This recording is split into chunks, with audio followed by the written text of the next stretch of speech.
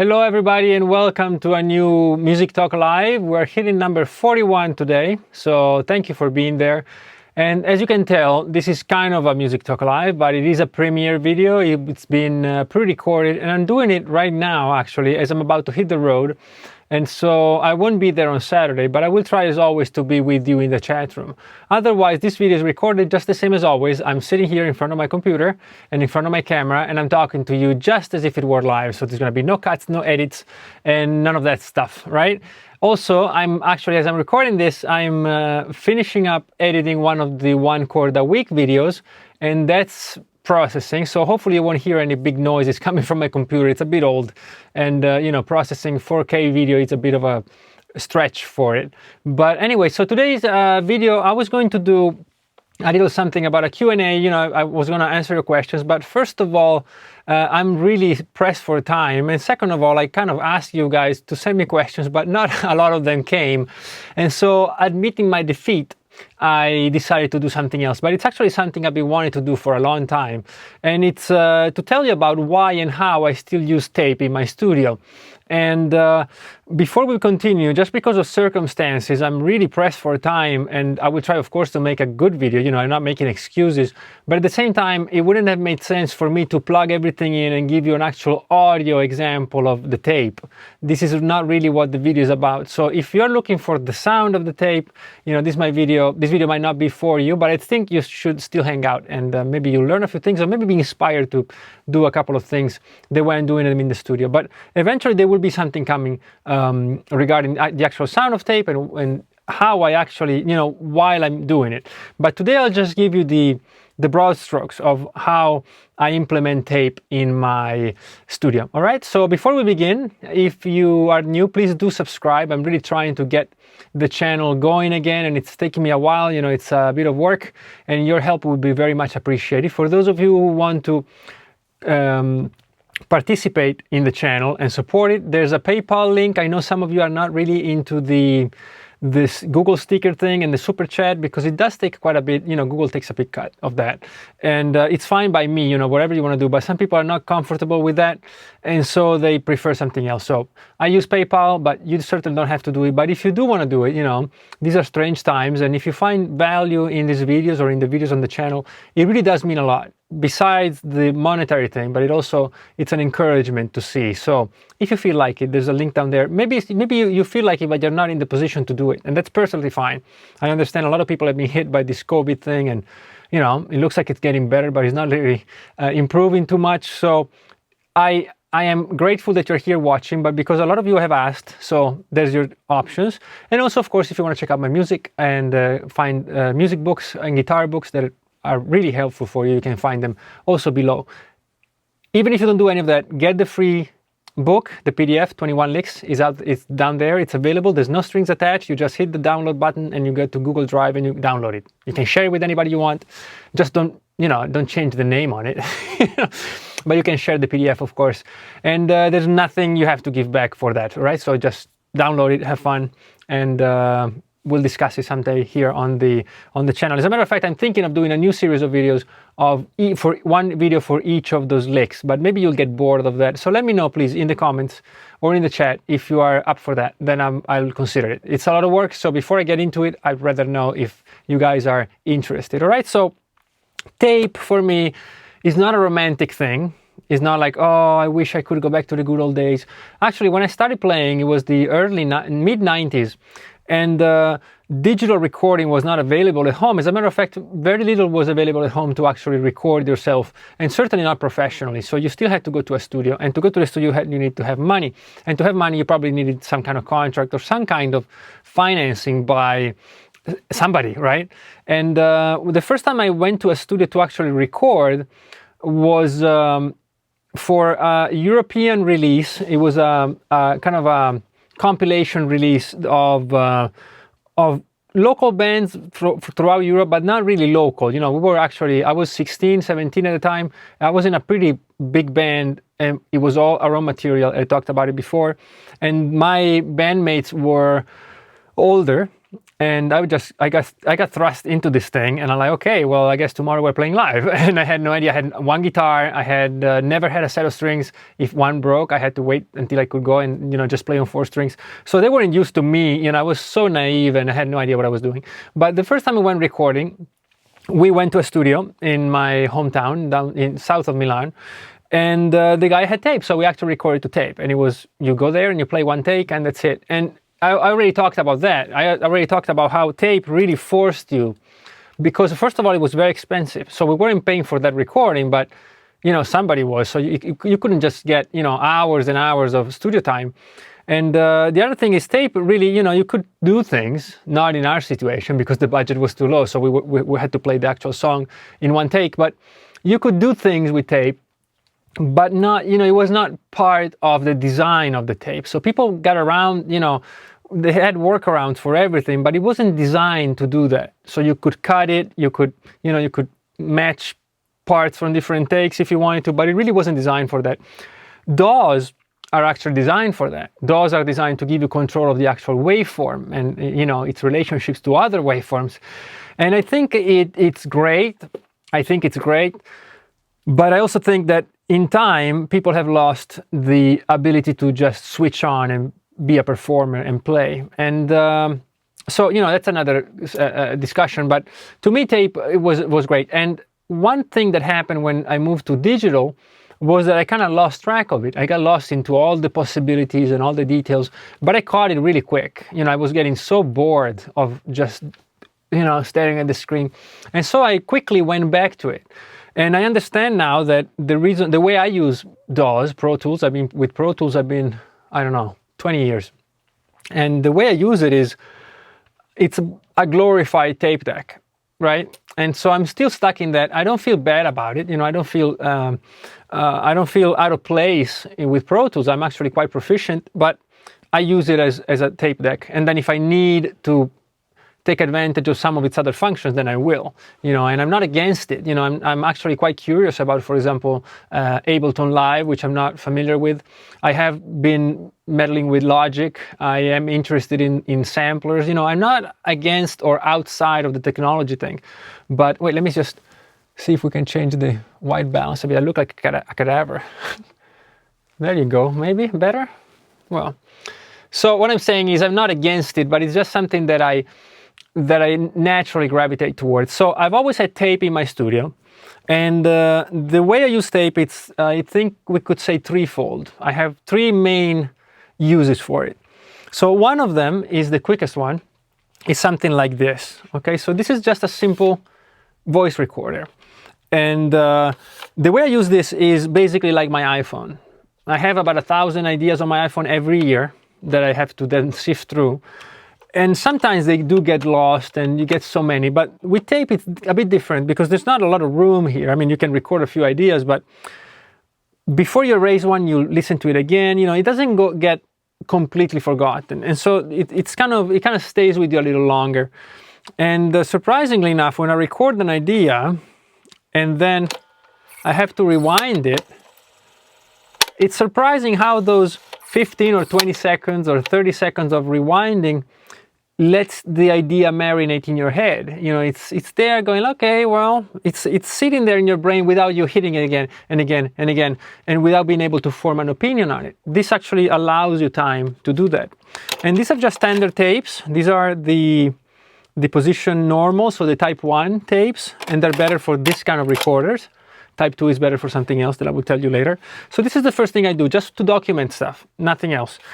Sometimes I have an idea for something, I say it here. Now, you might say, well, you're just being overly romantic about this. Why don't you use your phone? And I use my phone, but sometimes it sounds ridiculous. But if you have my phone on the desk, I have to pull up my phone, open it, go to the application for the voice memo, record it, and then, see, it already took me too long. And of course I would do it. It's not like the world would end if I couldn't just, but this one I go like this, and I'm recording, I rewind, and I play back, right? Because I always have my speaker on, and I can speak into it, I can sing into it. And then the other thing I do with this kind of device, like this one, or maybe like this one too, this one is a bit destroyed. You hear that? This one actually needs a few things changed, all right? So I will change a few components. As a matter of fact, where's the bag? I had a bag of components here. There you go. These will go in here and maybe will resuscitate it. But the other thing I would do is I just do very quick ideas. So it's basically a two-track, it's like a two-track recorder, all right? So I turn this on, play a chord, and then maybe play on top of it. Maybe I play a little rhythm track and I play on top of it a melody. The other thing I do is this. Let me see, where is it? See, when I prepare things, it's worse because I move stuff. There you go. This is what I would do. This is a loop tape. You see that? I removed this part of the tape. Now, this is for nerds. I did warn you before the video started. So, see, this one went here, right? So I take that out and I cut tape to about 5 seconds. And now this tape will actually go in an endless loop. It will keep going. In this case, this is not doing anything. What's moving is the capstan on the tape deck. So I can record a little pad of a chord. If I'm practicing maybe a new scale or a new chord, I will record it. And then this will keep going in loop. There's a little bit of a, wobbliness there, but it works. And then I play on top. And it sounds ridiculous, but it beats, to me, it's much better than turning on Pro Tools, recording a MIDI track, and so on. I could also do it with a looper in the Kemper if I'm using the Kemper. Maybe I'm plugged into my amps. And if I'm plugged into my amps, I would just put the tape in here, hit record, and play on top of a loop. All right, so this is very inexpensive. You can find, this was gifted to me actually by a wonderful girl called Annabelle. So thank you very much, Annabelle. You're watching. I know you are. So she actually, oops, I dropped the, that's why they break, because they fall on the floor. And yeah, so she gave me a bunch of stuff that she found. So, but you can find these for cheap at flea markets, that kind of stuff. You go and you buy them, make sure they work, and turn them on. And if they work, these tapes you can find for next to nothing. Sometimes you probably have them in your house, in a box upstairs or something, and they work great. And so that's what I use them for. So that's my first use, to be a bit of a voice memo app, but on tape. And I'm not particular with the tapes. I record over them 100 times. Any good idea actually goes to the second version of what I'm doing. And here I will cut to a picture. I just talked to you at the camera, but then I will put in a picture for this. And this is my 4-track recorder. And let me just write it down to make sure. Okay, so I'll make sure that I switch at the right time. So this is my 4-track recorder. I have a bunch of 4 tracks. This one is my main one. This actually was bought for me by my parents when I was playing in that band I told you about back home. And, or maybe, no, it was right after that. Or was it? Yes, I think it was right after that. And I bought it from a catalog the first year I was in America. So it must have been the late 90s. And I ordered it. And it came in a box, and I opened it. I couldn't believe it. I was playing 4 tracks. I was multi-tracking, and then I was bouncing tracks from different tracks to a single one. And then the quality was what it was, but it was great. It was the greatest thing ever, because what I would used to do back home was I would have a recorder. I would hit record on it, play a rhythm track, and then have that in playback. Turn on another recorder and play in the room along with the other one. And so the microphone of the second one would pick up the rhythm track from the tape and me playing guitar.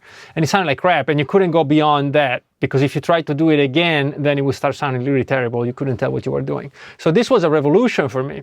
And as you can see, it has EQ and it has effects send. You can actually have 2 effects send set up. It's 4 tracks, which is incredible. And let me show you the kind of tape you use. Right, so this is the tape. As you can see, these are all my demos, but this is type 2. So this is a different kind of compound on the tape, and it's better sounding, and it works great with these. So what I do is I have a bunch of ideas for songs, and that's how I use these machines. The thing is, with Pro Tools and all that, you can get lost with 50 tracks or 100 tracks. You can actually get lost. You can lose your way of a song because you are just focusing on the wrong things. You can also pursue a song that is not going anywhere by just adding stuff to it. So you go like, well, it's not working, but probably if I add 40 harmonies, then it will work, right? That's what we do. Or, oh no, it sounds like shit now, but if I can get a great drum track to it, then it will fix it, and it doesn't. So what I do is I have this little drum machine always set up. This is an old RX-8 Yamaha. It's the worst drum machine I have probably, because the cool RX, the RX-7 is there. And so this is a simple pattern. I have about 15 patterns that are recorded on here, and they're always ready. So when I want to record something, and usually it's something that comes from this recorder, because I'm improvising and saying, well, this sounds really interesting. So I would turn the 4-track on, start a drum loop at the right tempo and record it onto one track. And then I would just do one track of bass, one rhythm guitar, and one melody guitar. 4 tracks. I won't even bounce. 90% of the time I don't bounce. So I'm listening to this and I'm like, okay, well, does this make sense? Is this song actually working? You know, is this a song that could go places? And I will know if I only have 4 elements. That's it. And so what I try to do usually is I have a few ideas. Some of them go past this phase, go into the 4-track. Some of the 4-track tapes then do get moved on to Pro Tools, and I actually have a template. And so I actually have 4 tracks, one per track, plus a stereo bounce. And I will have that as I actually do my recordings. I always can go back to the demo. So I take the demo very seriously, but it's a very basic demo. 1 mono track for drums, 1 bass, and 2 guitars, and that's it. And it's worked great for me. Actually, Mystic Electric, the album, all the demos come from this machine here, except for 1 or 2 that were done on the iPad. So it served me very well. And I have a few machines like this. This is my favorite just because it's the one my parents bought me, and it has sentimental value and it works great. And it's still going strong, you know, 20 years after I bought it, more 25 years actually since I bought it. And then I have some other ones. I have a few Tascams, and I also have 2 of these. One of them is the 424. It's a 4-track again, like the first one, but it's a bit more advanced. It has mic pre's. It has you know, probably better everything. The transport is not mechanical like this one. It's really good. And then I also have these 2 other ones that are they are 8 tracks, and so you can actually fit 8 tracks onto 1 cassette, which sounds amazing, right? It sounds like sci-fi to me, but it's possible. And I don't use them very often, but the gray one, I changed the motor. I put a different motor in, which works great, but you can never exchange, you know, you can never switch from one machine to the other. The gray one only works with tapes you record on the gray one. Otherwise, the tempo will all be screwed up. And the other one is the Mark II, and that works great. It's perfect, and it's an 8-track. And they're just a bit too big for my studio right now. So right now I have them here and in another room. But you know, eventually I might switch to them. It's not like I'm afraid that 8 tracks will ruin my songwriting. You know, I think 8 tracks is still pretty limited.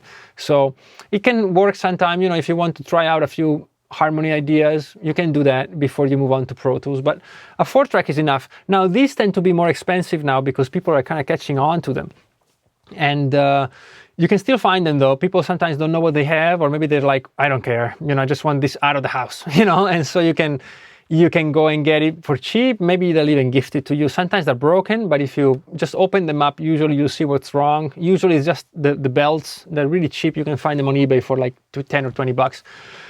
And sometimes it might be a component like I don't know, like maybe a capacitor that went bad, or it's really not that complex, all right? So you can make them work. Sometimes an input goes bad, but you have other inputs you can use, right? It's not that complicated. So if you find a cheap one, you should probably check it out. Make sure you find, for these, you need this kind of tape, the Type 2 tape, okay? And then what I do is I stick this tape on them, and because my demos here are only usually limited to an intro or a riff, and then I have the verse and the chorus. As soon as I hit that, I know if a song works. If a song works, I move it to Pro Tools.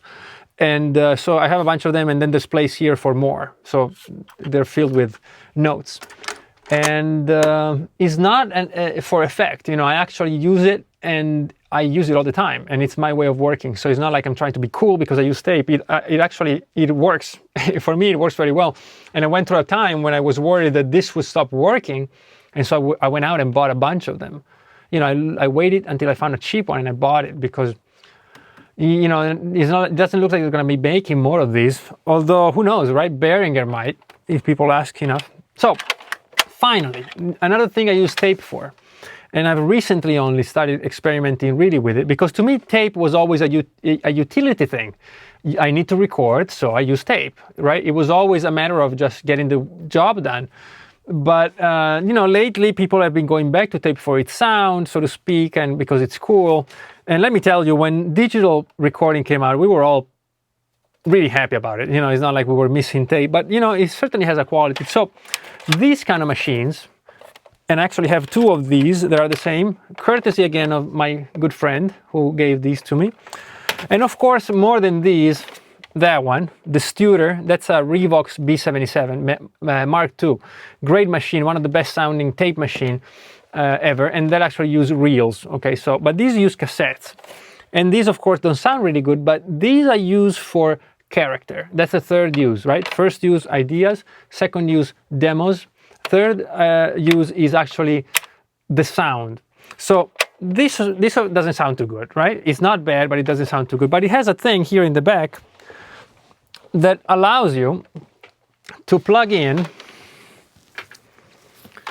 microphone or line level audio. So I made this little cable here. This is just all the machines used the German standard, which then was MIDI. And then when MIDI came out, they used this, but this actually predates MIDI, and it's actually an audio connection. What it allows you to do, it has 5 pins. One is ground, then there's 2 for left and right input, and 2 for left and right output. So you see it a lot on tape decks. So I got an old MIDI cable, cut it up, got a weird cable going, and from this one cable here, I got 4 of these going out. So I can plug this cable into this machine and maybe send the inputs to a synthesizer or a drum machine or a guitar track I want to make really dirty. Then what I do is I record it onto tape with all the noise, all the strange, you know, the flutter and all that. I record it and then I send it back out into Pro Tools. And that has worked for me with other machines. These are actually pretty new, but I've done it with snares. I've done it with hi-hats sometimes from drum machines that are a bit sterile or very. So I put them through here and I layer them below. It's really interesting. And I just scratched the surface with it. I'm really looking forward to having more time and really dig deep, you know, because it's very interesting. And to me, the tape sound is very interesting, especially when you drive it beyond its design. You go beyond the limits of tape, then it starts really compressing and distorting. And it reminds me of distortion on an amp. I'm a big fan of, you know, you give me an amp and I turn it on, and as soon as I get some distortion, I can stay there for hours, play the same chord and listen to how the chord changes and moves. It's alive, you know, actually distortion is alive. Every time you play something, it comes back at you different. You never know. And distortion interacts with everything else too. So if you use a wah pedal into distortion, you never know exactly what's going to come out. And that's fascinating to me. And I find a parallel to it in this application of tape. So this would be really destroying a signal. All right. And as you can see, I'm equipped to do it. I actually use it. And the other way of looking at it is that, and I'll show you, I'll post a picture here as I'm speaking. And that's my Revox B77 Mark II. And this tape deck is actually reel-to-reel, so it's actually very good quality, but it is not a 100% mastering deck. It's more of a very high-level consumer deck. And it's limited to 7.5 inch per second. And it just sounds incredible. I bought it, it was destroyed. I spent more fixing it than I paid for it, which you know, it can be a good thing or a bad thing. The way it doesn't matter, you know, depending on how you look at it. But so this machine actually works to get the tape sound, but the positive side of it. So not the destruction, but the actual warmth. I hate to use the word, but it's true. There's a warmth. There's a certain three-dimensionality to it that is achieved by tape and by tubes too. A lot of people still enjoy, I enjoy the sound of tubes. It's not better probably, but it is different. And I want to do something for you guys too, which is eventually, as soon as I have time, I will do a little sample pack, maybe one of my older drum machines, maybe even the Yamaha RX-7. And try to give you a sample pack of my drums going through that machine. It's an amazing sound. And the best thing that I do with it, I don't try to be transparent, because to be transparent, I already have great sound cards. I have great digital converters. I have great preamps. So I'm not going for that. It's more of a character thing. So if I'm looking for something, so, maybe push the tape a little bit, or maybe the opposite, right? Have that hiss. Don't give it too much input and leave the hiss going, or, strange effects, or maybe the very speed. You can change the speed as you go along, right? I'm looking into that, and I'm trying to come up with applications for it, especially for a project that I can't talk about yet, but will be coming soon. And it's pretty cool. It's something I've been hoping to do for a long time, and I think it will come to fruition this year already, by the summer.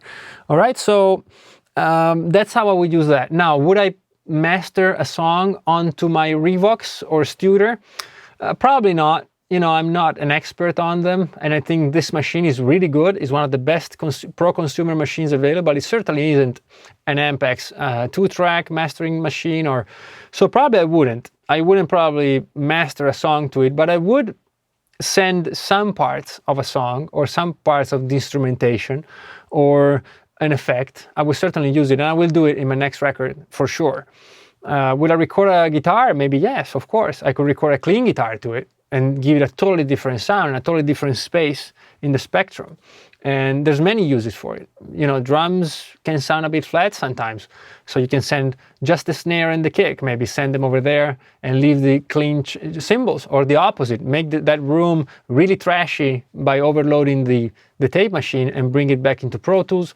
Now, this all sounds very interesting. There's problems with it. There's syncing problems. There's little variations in speed that will screw up your session. It's not easy, right? It's not like, oh yes, let's buy tape machines. They break, they have problems, their components get old. I have 2 bags of components they took out of that one.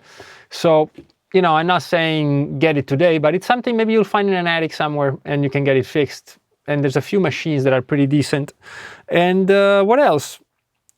Do I use other tape machines? No, I think that's it. But as you can tell, I have a bunch of them, and they're not a thing that I keep there to look cool. I actually make great use of them. So I would suggest, though, that if you find one of these, or even the little mini cassette ones, I spent hours with my dad had a mini cassette one, the little dictaphones. They were like this, but really small, with the mini cassettes. And he had one, and he had a bunch of cassettes of conferences that he had gone to for work.